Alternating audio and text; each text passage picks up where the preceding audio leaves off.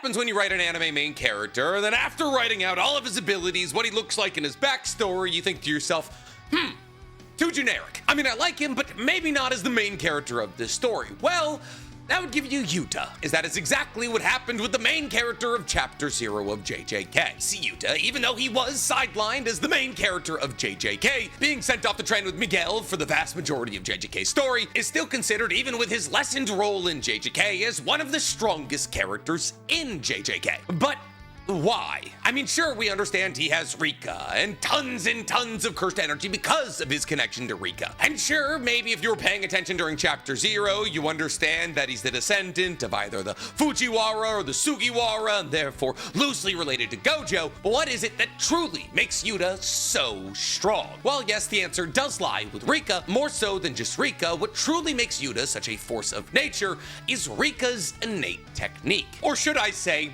Yuta's innate technique, which is about as basic as an anime ability you can get, as Yuta's innate technique is copy. But how does this copy ability work? And out of all of the abilities that Yuta has ever copied, which was the strongest? Well, today we're going to be answering all those questions and a whole lot more, because today we're talking every ability of Yuta Okkotsu, ranked and explained. But before we get to ranking or explaining anything, guys, please, for me, like this video, subscribe to the page, and hit that noti bell. And if you're looking for one additional Nick video every single week, guys, you can go ahead and find my Naruto reaction series using the fourth wall link in my description below. Tamari and Shikamaru are about to battle it out in a battle of wind and love. But before we go any further with that, I want to talk to you about the sponsor of today's episode, Rhino Shield, and their brand new collection of anime phone cases. See, Rhino Shield just sent me a ton of phone cases, and that's because they have licensing deals with some of the biggest and most popular anime on Earth, like Bleach, Frieren,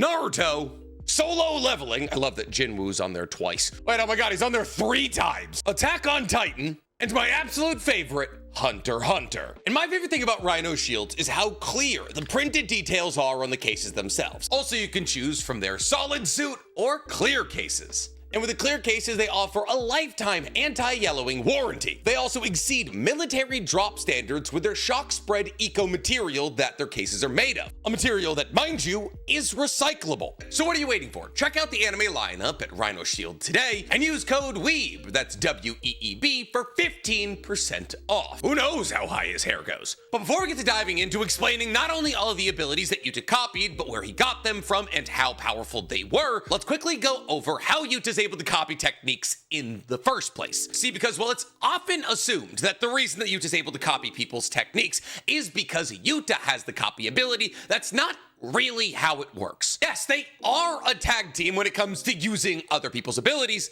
but it is Yuta's innate technique to copy other people's techniques. But however, he can only do it when he feeds parts of people to Rika. So while it is Yuta's ability to copy other people's techniques, in order to copy them, Yuta either has to feed a part or the whole body of somebody else to Rika. And the spectrum of how much of a person Yuta feeds to Rika is actually really important. See, if Yuta wants to copy a really powerful technique, something like maximum output Jacob's Ladder, he has to feed a relatively vital part of somebody else's body, I guess in this circumstance it would be Hana, to Rika. However, if Yuta wanted to copy something like Amai's ability to make flan in his hands, he could probably get away with feeding one of Amai's fingers to Rika. This is why, in order to use the brain swapping technique of Kenjaku's entire body had to be fed to Rika. However, even though copy is Yuta's innate technique, in order to use any of the techniques that Yuta has copied, he has to be connected to Rika. Now, this is because Rika acts as a kind of external storage device for Yuta, holding on to all of the copied techniques and cursed tools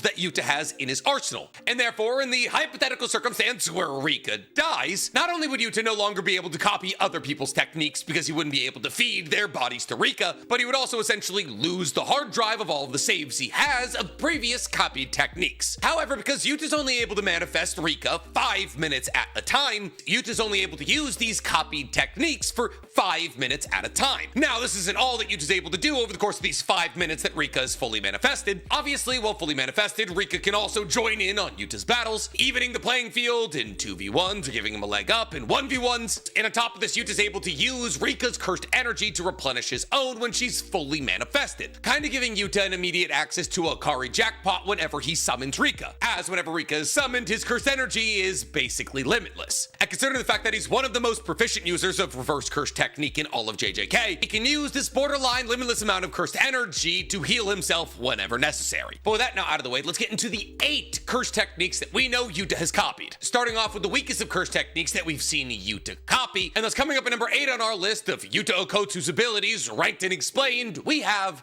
Shikigami. Now, Yuta copied this ability from Dhruv Lakdwala, a reincarnated sorcerer from the Culling games. And while one would assume that any kind of curse technique that belongs to the guy who single-handedly subjugated Japan, yeah, canonically, this guy that Yuta kills rather effortlessly during the Culling games single-handedly conquered Japan in the Civil War of Wa, which is apparently the oldest documented war in Japan's history. And he's so insanely powerful that him reincarnating in the Culling games is actually the 2nd time he's been reincarnated, as he had to be brought back during Kenjaku's lifetime for Kenjaku to meet him and turn him into a cursed object that could be brought back during the Culling games. However, there's a reason that Yuta's battle against him is brief to say the least, in that he basically gets off-screened. See, Lakdwala, or Dwerv, or whatever you want to call him, has a Shikigami curse technique, which isn't obviously particularly rare in the JJK universe, but the way that Lakdwala's curse technique works kind of is. See, rather than creating straightforward Shikigami like the 10 Shadows technique that either create a dog that attacks you or a frog that attacks you or a bird that attacks you, Lakdwala's Shikigami create barriers that cannot be broken. And thus, by using his hair as an intermediary and turning these hairs into Shikigami, Yuta, using this copy technique, is able to launch Shikigami at his opponents that fly around his opponents and create unbreakable barriers that if his opponents try to cross, they are riddled with slashing attacks by the very same Shikigami. In essence, these Shikigami have the ability to draw a circle around an enemy, force that enemy to stay within the confines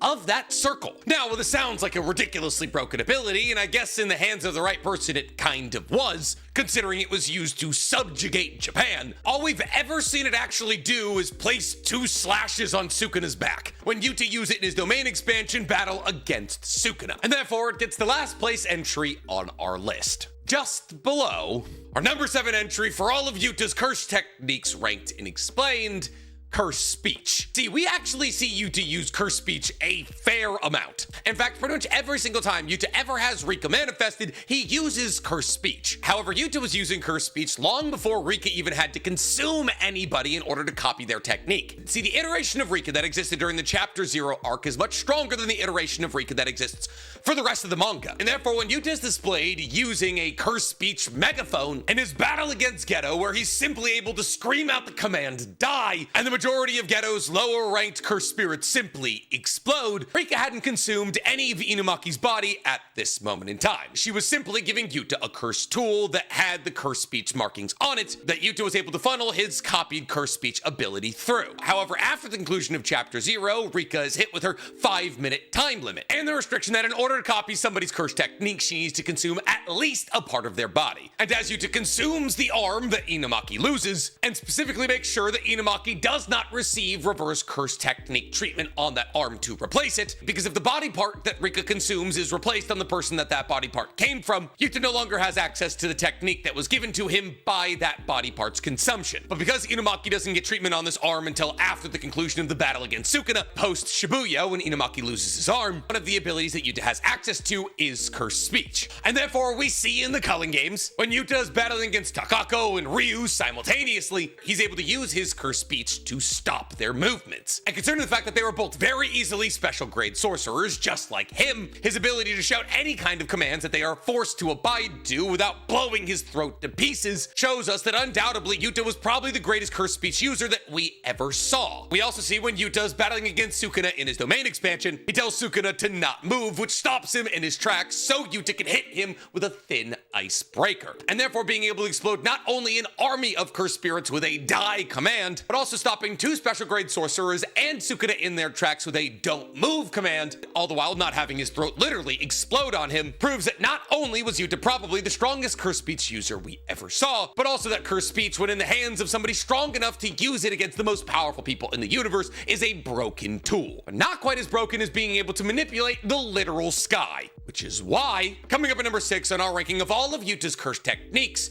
we have Thin Icebreaker, or Sky Manipulation. See, I'm going to be considering innate techniques and their extensions together. See, technically the technique that Yuta copies from Takako is sky manipulation, which he got when Rika ate one of Takako's arms. Now this technique, sky manipulation, allows for Yuta to grab the sky as if it were a tangible object. And by grabbing the sky, and therefore the space that it occupies, Yuta is able to manipulate the space in front of him. Meaning that if hypothetically you're trying to fire something at Yuta, Yuta can grab the space in front of him to redirect whatever you're firing at him away from him, because he's bending the space in front of him. There is no longer a linear path to him. And while this serves as an incredible defensive mechanism, usually the way that Yuta uses sky manipulation is offensive, with his thin icebreaker. See, now that all of the sky is tangible and Yuta can interact with it, Yuta, rather than striking his opponents, actually creates a sort of thin pane of glass in front of them that he strikes instead. And therefore, kind of like how it's stated that Hikari's cursed energy has a serrated edge and is therefore much more damaging when it comes into contact with somebody else. By shattering glass onto his opponents, Yuta's able to increase the damage of his attacks, which we see him use not only against Ryu, but also against Sukuna. But being able to manipulate the sky and break ice onto your opponent kind of pales in comparison to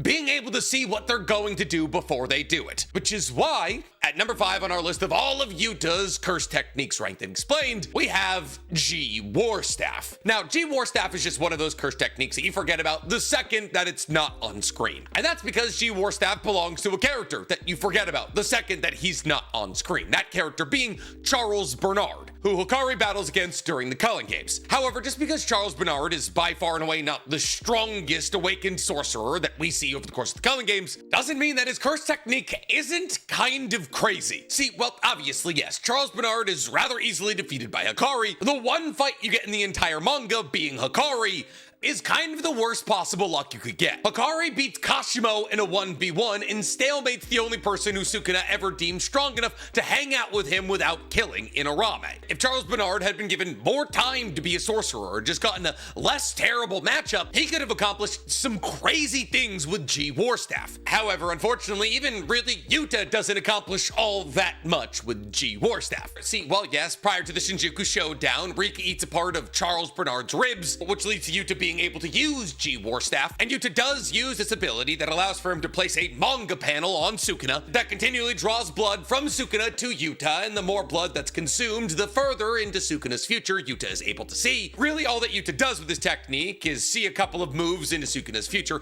and land a heavy blow on him, which Sukuna basically recovers from immediately. But that doesn't mean that G War Staff doesn't have crazy potential, but unfortunately for G War Staff, it's only ever been used against Hikari and Sukuna, two people who Gege simply refused to let die. But speaking of techniques that probably should have been used to kill Sukuna, let's talk about our number 4 entry on this list. Because coming up at number 4 on our list of Yuta's cursed techniques ranked and explained, we have curse technique extinguishment. See, in the Culling Games, Hana, or Angel's arm, is cut off by Sukuna. But rather than placing that arm back on Hana, that arm is fed to Rika. And because Hana's arm isn't fixed before the Shinjuku showdown, Yuta gains access to her innate technique extinguishment. Well, I guess it's Angel's innate technique, but still. Now, this technique allows for Yuta to extinguish all jujutsu. Cursed tools, cursed objects, cursed spirits, anything cursed can be destroyed by this technique. Prison Realm was destroyed by it. Sukuna was hit by it multiple times in order to attempt to destroy the cursed object that made up Sukuna. It is, in theory, a ridiculously powerful ability. So powerful, in fact, that when we saw Yuta's domain expansion, the technique he incorporated to the barrier of his domain expansion was that technique extinguishment, meaning that all of those not protected by something like a simple domain would immediately be hit with a sure hit effect by the technique extinguishment, which was the plan to kill Sukuna, because if Sukuna was hit by a maximum output Jacob's Ladder, which is an extension technique of technique extinguishment,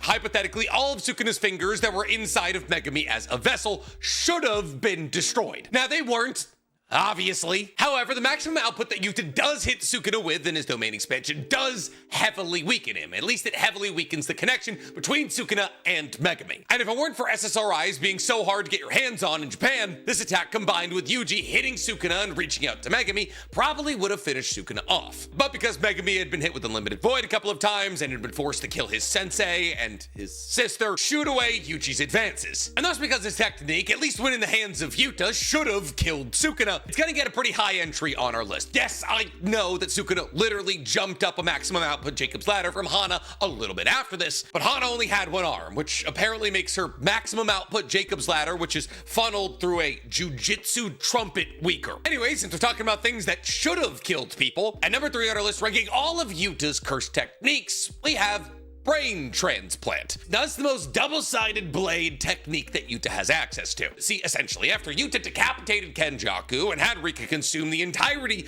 of Kenjaku's body, rather than gaining access to cursed spirit manipulation, anti-gravity, Kenjaku's domain expansion, Yuta acquired Kenjaku's innate technique, brain transplant, a technique that allows for Yuta to swap bodies with somebody else by transplanting his brain into their head. Now, the reason that this technique is a real two-sided blade is that, well, yes, this technique was incredibly broken for Kenjaku, who was able to spend years and sometimes decades in somebody's body. Yuta's only able to use this cursed technique 5 minutes at a time. And as Yuta's only able to use this copied curse technique 5 minutes at a time, as he's only able to use this curse technique when he has Rika fully manifested, that means that Yuta's brain is only able to pilot somebody else's body for 5 minutes at a time. And when those 5 minutes are up, Yuta's brain and the body he's piloting both die. And therefore Yuta has to manifest Rika, have his brain taken out, have it put into another body, go to the battlefield, win a fight, go back to the medical examiner, have his brain taken back out of his new body into his old body, have his old body healed,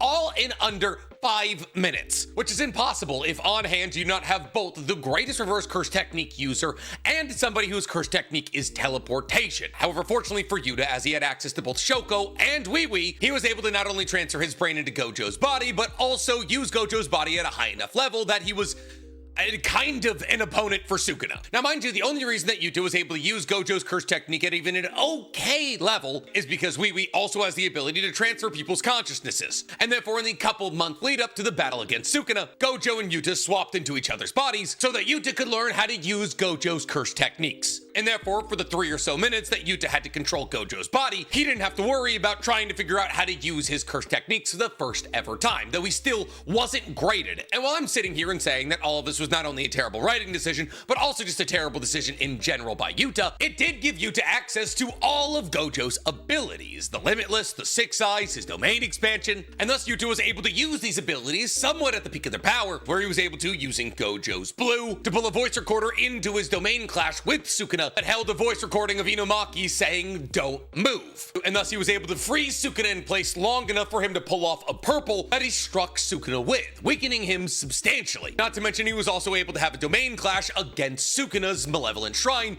using Unlimited Void. And while it didn't pan out in Yuta's favor, as it wasn't until he was able to use Blue to pull the recorder to himself that he could finally find the time to hit Sukuna with the purple, and after he hit Sukuna with the purple, it ended up destroying not only Sukuna's domain, but also his domain, and therefore Yuta could have just as easily used his own domain expansion to clash with Sukuna. If he wasn't piloting Gojo's body, he wouldn't have access to the blue or the purple. Now, it's important to note here that none of the techniques that we see Yuta using while in Gojo's body are considered copied techniques. Yuta did not copy the Limitless or the Six Eyes or Unlimited Void. He gained access to all of those abilities because of his copied technique, brain transplant. This is why, even though this isn't technically confirmed, after Yuta's brain is transferred back to his body, he wouldn't still have access to things like Unlimited Void, the Limitless, or obviously the Six Eyes. Now, this begs the question, why not just have Rika eat Gojo's body? And that is a good question. If Rika ate Gojo's body, yes, Yuta would gain access to the Limitless. However, unfortunately, the Limitless is useless without access to the Six Eyes. Well, not useless, but not nearly as useful as when Gojo used it. Now, could they have taken the Six Eyes out of Gojo's head and had Rika eat the rest? Yeah,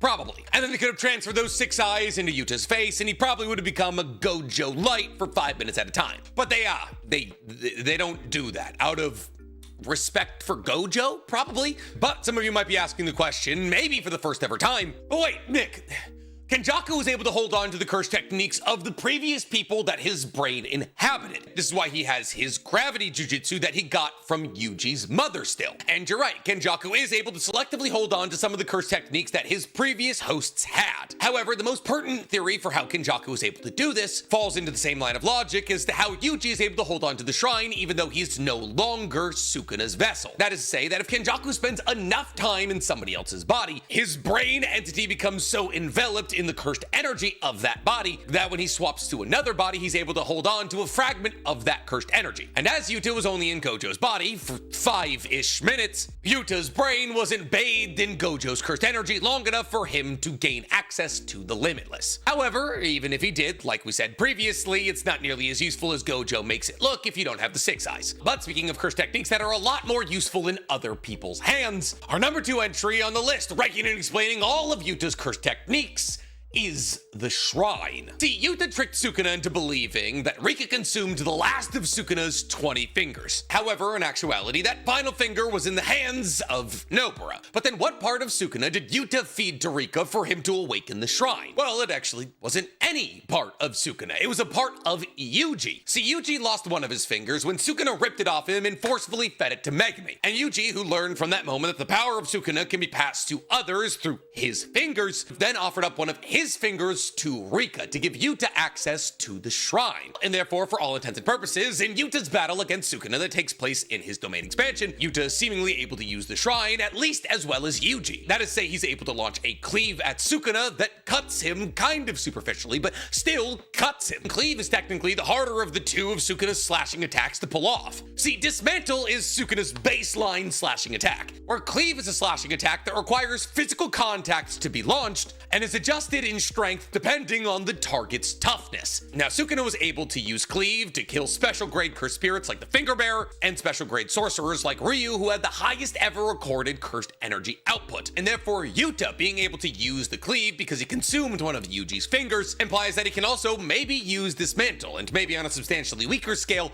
even Malevolent Shrine, as he just gained access to Sukuna's innate technique, the Shrine, which has extension techniques of Dismantle, Cleave, and the Malevolent Shrine. And while he doesn't try to use Dismantle or Malevolent Shrine, there's really nothing telling us that he can't. And therefore, while it may just be at a 20th of the power that somebody like Sukuna is able to pull off, 1/20th of Sukuna is what killed the special grade cursed spirit in the Finger Bearer. And so it's a pretty good set of abilities to hold on to. However, when it really comes down to it, nothing beats a technique you make on your own. Even if the technique you make on your own is just a technique that helps you use all the techniques you copied, but at a slightly faster pace. That is to say, coming up at number 1 on our list, ranking and explaining all of Yuta's cursed techniques, we have his domain expansion, True Mutual Love. Now, this technique is the ultimate in copying other people's techniques. When Yuta activates his domain expansion, he brings him and anybody around him into a field scattered with katanas. And in every single one of these katanas is one of the cursed techniques